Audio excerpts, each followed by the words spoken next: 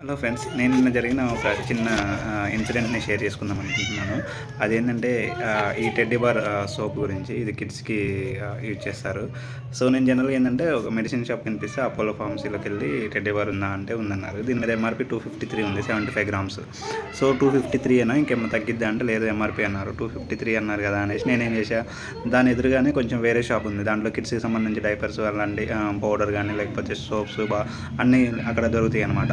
ఆ షాప్లోకి వెళ్ళి సేమ్ సోపు 75 గ్రామ్స్ ఎంత అని అడిగాను. ఇంట్రెస్టింగ్లీ ఆయన ఏమన్నారంటే 253 ఎంఆర్పి, ఫైనల్గా 185కి వస్తుంది అన్నారు.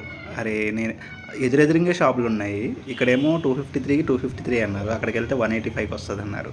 అంటే ఆల్మోస్ట్ 180 అన్నారు. 20 + 53 73 రూపీస్ మార్జిన్ అనేది అయితే ఉంది.